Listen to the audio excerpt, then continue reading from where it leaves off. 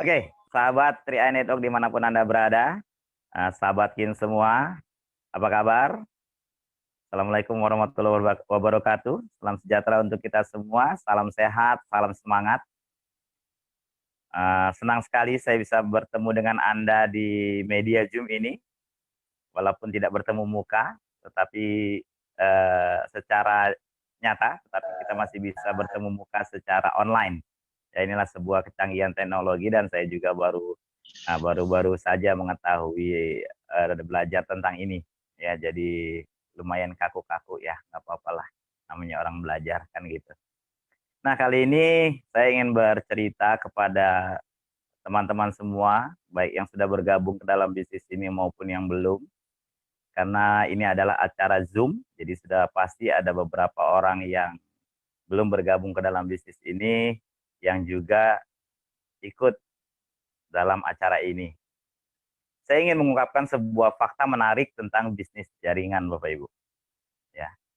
Jadi ada sebuah fakta unik yang menarik tentang bisnis jaringan. Faktanya begini, bahwa di dalam bisnis jaringan itu ternyata hampir hampir 99% orang yang sukses di dalam bisnis ini adalah orang yang hidupnya sebelum ikut bisnis ini, hidupnya penuh dengan masalah.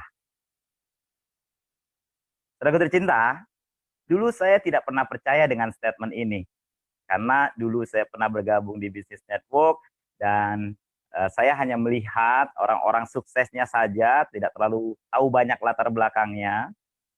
Sampai saya juga ikut network lagi, kemudian ada guru saya bilang, dia ngomong dengan bahasa Makassar, jadi dengan gaya Makassarnya, dia bilang, "Alfia, saya enggak terlalu suka saya ajak orang-orang kaya. Kenapa? Enggak bisa sukses, enggak pernah sukses. Saya lebih suka ajak orang kayak kamu." Nah, ternyata saat itu saya juga tidak sukses. Jadi waktu itu saya berpikir, "Ah, ini guru saya cuma soal ngomong aja." Hingga akhirnya satu masa ya, di mana terjadi masalah besar dalam hidup saya.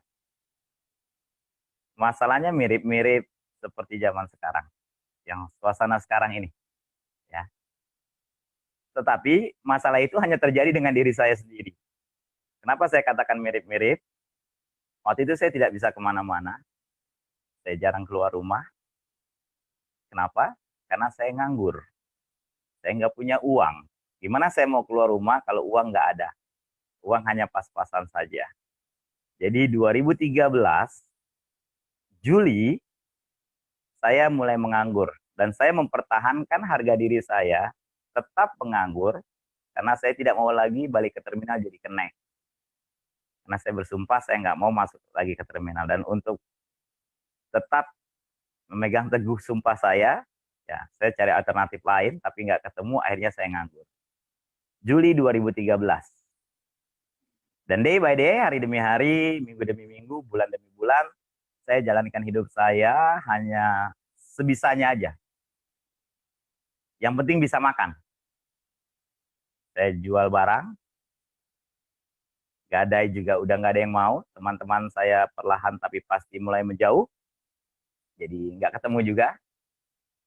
Jadi saya hanya di rumah saja, merenung, bingung, apa yang harus saya kerjakan. Sementara makin lama barang yang dijual udah makin habis. Sampai sepatu-sepatu, baju bekas udah kejual, apalagi. Dan saat itu juga di rumah saya ada orang-orang yang saya cintai, saya punya tanggung jawab, ada dua orang tua saya yang nggak bekerja, karena bapak saya udah pensiun, dan ada dua anak saya, yang satu belum sekolah karena masih 4 tahunan, yang paling kecil, yang nomor satu itu SD, tidak ada tanggung jawab, tetapi uang nggak ada, makan susah. Sampai akhirnya ibu saya memutuskan kerja buat orang lain, bekerja dalam tanda kutip, jadi asisten rumah tangga, ngurusin anak orang lain.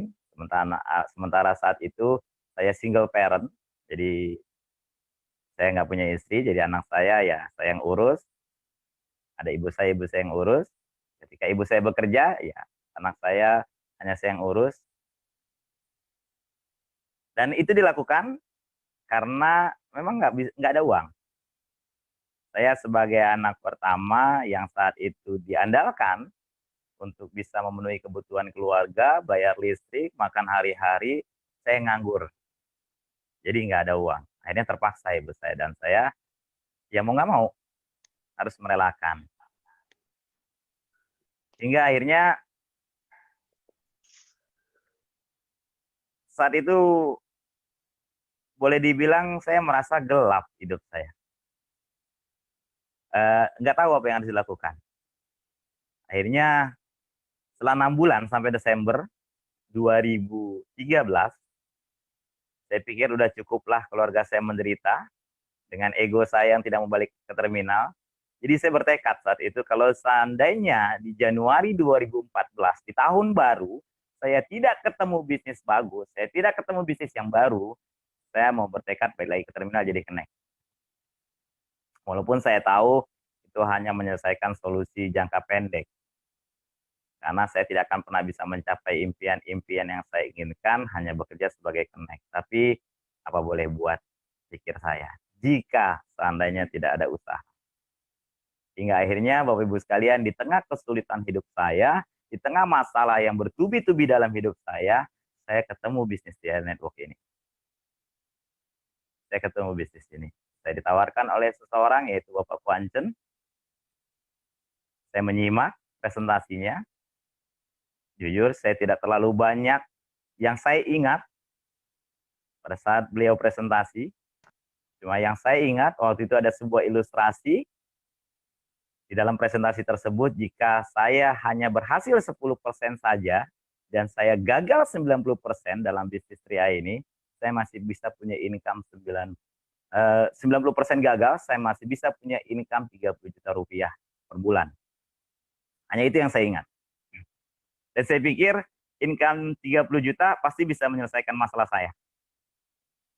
Jadi saat itu yang tadinya hidup saya agak hampa, yang tadinya hidup saya suram, muncul harapan. Jujur, kalau untuk 100% sukses saya nggak yakin saat itu. Temannya hilang, uang nggak ada. Segala kemungkinan yang logikanya untuk saya sukses nggak ada. Tapi saya tahu saya punya niat, saya punya harapan, saya niat baik, saya punya harapan yang baik, dan saya punya tanggung jawab di rumah saya yang harus saya penuhi sebagai anak dan sebagai orang tua. Jadi saya pikir kalau cuma 10%, saya sempat bergumam. Kalau saya kerjakan bisnis ini serius, seserius-seriusnya, masa sih 10% aja Tuhan gak kasih rezeki buat saya? Saya nggak minta banyak Tuhan. Saya minta 10% saja seperti presentasinya saat itu. Itu gumaman di hati saya. Jadi saya pulang ke rumah, saya tidak punya harta, saya tidak punya uang untuk ikut bisnis ini. Akhirnya apa yang saya lakukan? Saya gadaikan motor saya. Saya kasih lihat kepada Anda, ini motornya. Nah, motor ini saya pajang sekarang. Saya pajang di depan rumah saya. Ini motor yang saya gadai 6 tahun yang lalu. Yang sekarang menjadi monumen sejarah hidup saya. Jadi saya gadaikan motor ini, Bapak Ibu, separuh uang saya untuk bisnis ini, separuh lagi saya buat makan.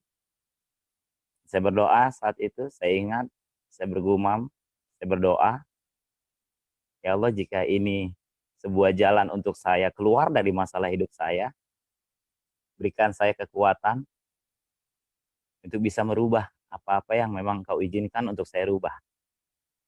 Dan beri saya kesabaran, beri saya ketabahan, beri saya keikhlasan untuk bisa menerima apa-apa yang memang Engkau belum izinkan untuk saya rubah. Saya bergumam berdoa seperti itu, teman-teman. Akhirnya bismillah, saya berjalan. Dengan satu tekad, satu impian, bahwa saya harus keluar dari masalah saya. Saya punya pilihan di satu sisi, dan saya tidak punya pilihan di sisi yang lain. saya punya pilihan untuk menerima bisnis ini. Alhamdulillah saya diberikan kekuatan hati dan pilihan untuk bisa menerima bisnis ini.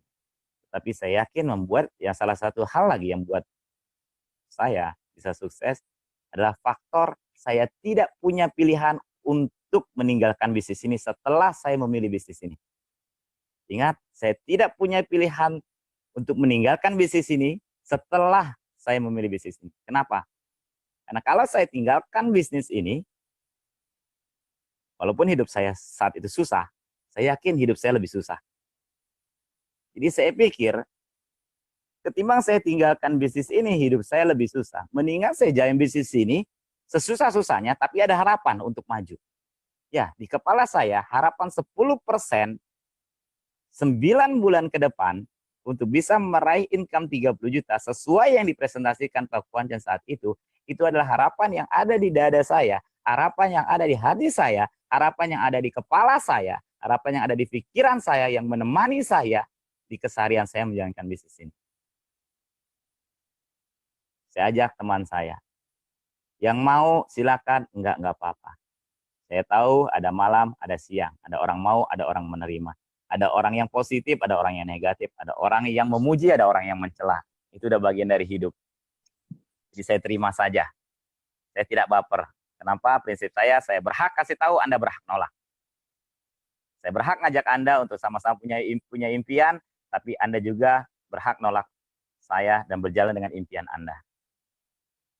Alhamdulillah, perlahan tapi pasti, Bapak Ibu sekalian, perlahan tapi pasti, masalah dalam hidup saya satu persatu mulai terurai. Masalah dalam hidup saya satu persatu mulai selesai seiring naiknya bonus saya. Dan alhamdulillah, keyakinan saya, harapan saya, doa saya 9 bulan saya dapat 10% saja dari kesuksesan sistem bisnis ini dikabulkan oleh Yang Maha Kuasa. Karena 9 bulan kemudian saya meraih posisi gold agency dengan income 30 juta rupiah per bulan. Hanya butuh waktu 9 bulan saja. Bekerja keras, berjuang, bahkan waktu itu tidak ada online-onlinean, semua bisnisnya masih offline, tidak ada media online, keling-kelingan, panas-panasan naik motor ini. Tidak seperti hari ini Anda duduk di rumah santai, ngerokok, dengerin saya, ngopi. Saya berjuang. 9 bulan saja. Orang yang punya masalah hidup besar, ternyata punya daya juang yang besar untuk keluar dari masalahnya. 9 bulan, saya keluar dari masalah saya. Saya punya income 30 juta. Hidup mulai bersinar. Orang tua saya sudah mulai tersenyum bahagia menikmati hasil dari apa yang sudah saya perjuangkan.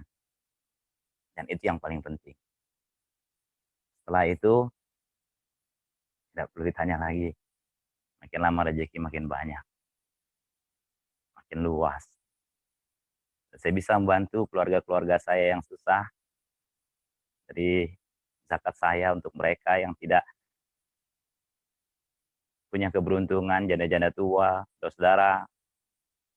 Alhamdulillah saya bisa bantu mereka. Dan efeknya saya juga mendapatkan amanah lagi. 1,5 tahun kemudian saya bisa beli mobil. Ini mobil pertama saya, Anda bisa lihat ada 1 buah mobil HR-V di situ.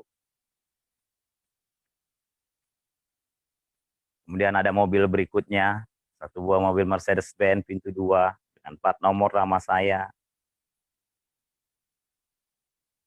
Kemudian ada lagi mobil emas saya, mobil kebanggaan saya. Mobil kebanggaan para sahabat Kim karena nomornya pun nomor platnya K1M Kim yang saat ini menjadi kendaraan hari-hari saya. Ada istri saya tercinta di rumah yang menemani saya, yang mohon maaf saya tidak bisa kasih lihat wajahnya karena lagi nggak pakai jilbab. Ya, saya bisa punya istri, saya bisa punya keluarga. Dulunya susah banget nyari istri karena nggak ada uang. Rumah yang luar biasa. Ada alat musik juga di sini. Jadi apa yang saya ingin katakan, apa yang saya ingin ceritakan kepada Anda, apa yang saya ingin pesankan kepada Anda dari cerita hidup saya ini, Bapak Ibu sekalian. Jadi saya ingin mengatakan bahwa manusia diberikan setidaknya 2 kelebihan oleh Yang Maha Kuasa. Kelebihan pertama, manusia diberikan kekuatan untuk memilih. Ya. Jadi keadaan, suasana, situasi itu sama buat semua orang. Hari ini semua orang merasakan hal yang sama seperti yang saya rasakan 6 tahun lalu. 6 tahun lalu hanya sebagian orang yang hidup seperti saya, tapi hari ini hampir semua orang merasakan hal yang sama, punya masalah yang sama. Tetapi Anda diberikan kekuatan untuk memilih.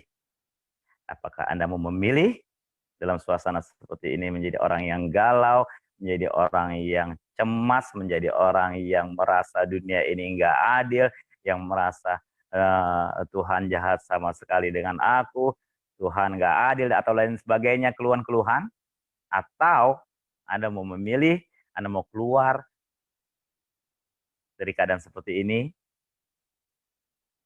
semua pilihan tergantung Anda. Yang pertama tadi, pilihan. Yang kedua, manusia diberikan kekuatan beradaptasi. Ya, kemampuan beradaptasi. Itu yang Tuhan berikan buat kita. Bapak Ibu sekalian, saya dulu tidak mengenal bisnis asuransi.